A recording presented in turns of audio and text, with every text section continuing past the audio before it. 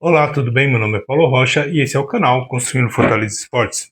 Pessoal, acabou agora o jogo na Neoquímica Arena, o segundo jogo, né, o jogo de volta entre Corinthians e Atlético Paranaense, e deu a lógica. O Corinthians, que já havia ganhado lá no estádio lá do Atlético Paranaense, aqui não deu mole para o Atlético Paranaense.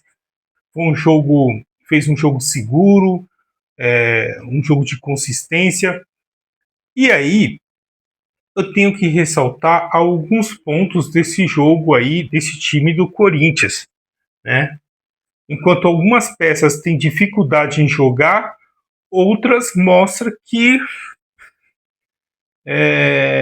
está bem e outras surgindo também em meio a todo esse caos, todo esse turbilhão que passa o time do Corinthians.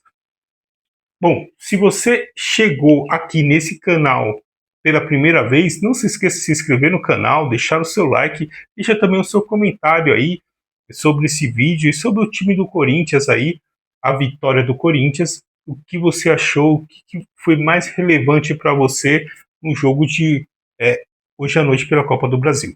Vamos lá.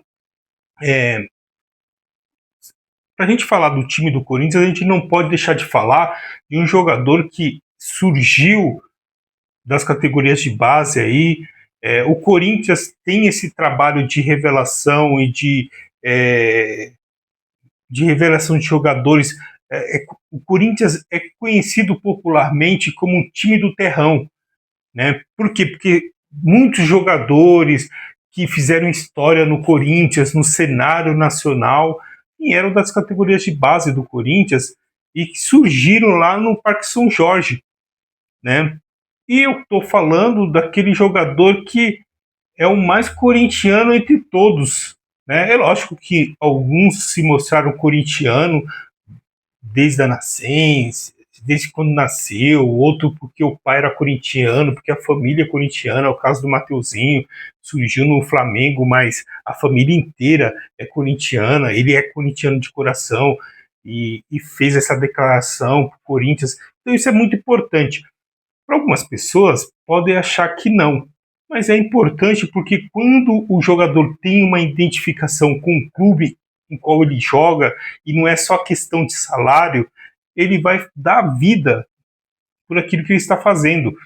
E eu estou falando do jogador do Guilherme, né, ou mais conhecido como Guinegão. Ele é um jogador raçudo, um jogador que se entrega, que se doa para o clube, que se doa para o time, para a partida.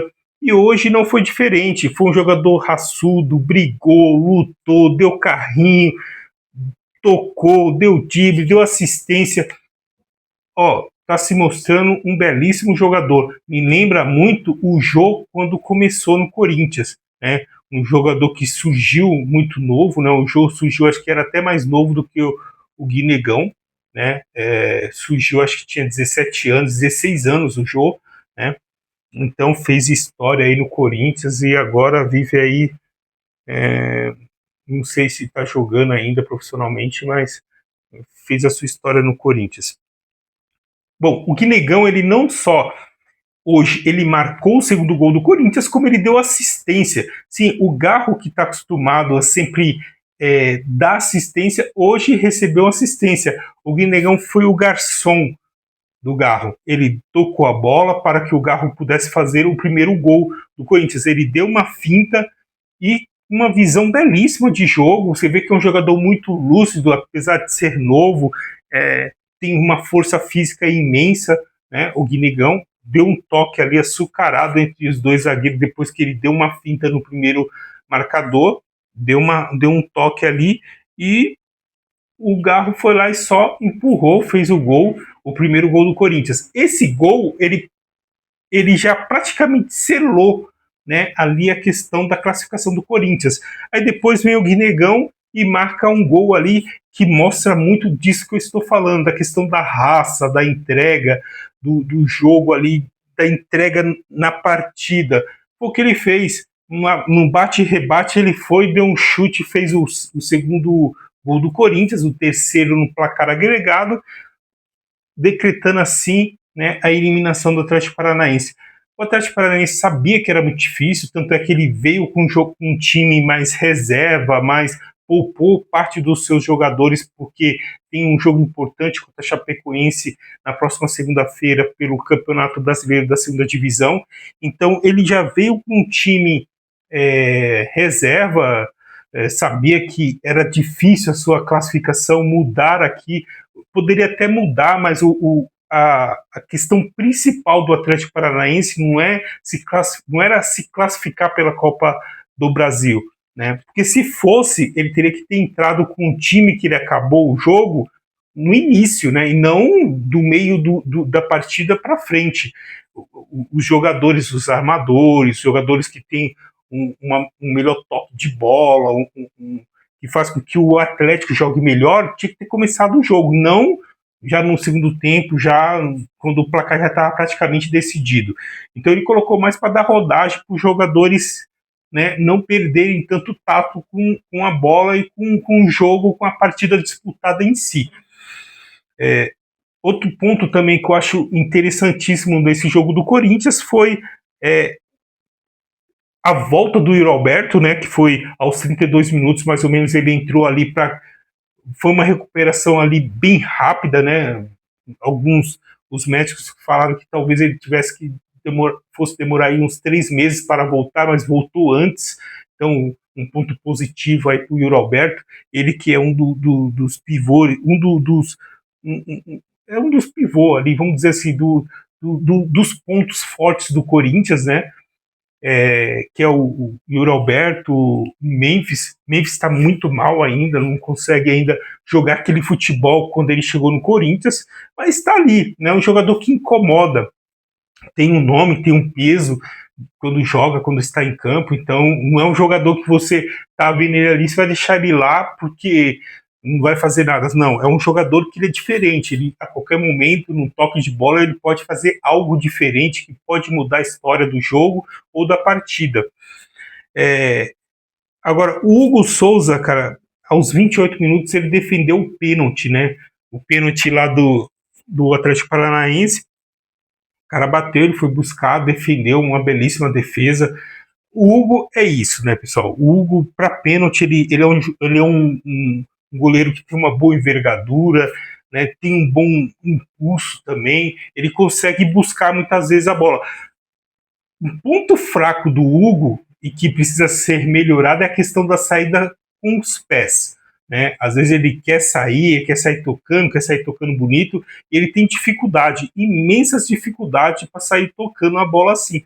Mas, no geral, tá de parabéns o Corinthians pela classificação. Agora espera o classificado da outra chave, né? Porque ele está esperando ali o classificado entre Cruzeiro e Atlético Mineiro, né? Atlético Paranaense foi hoje, Atlético Mineiro.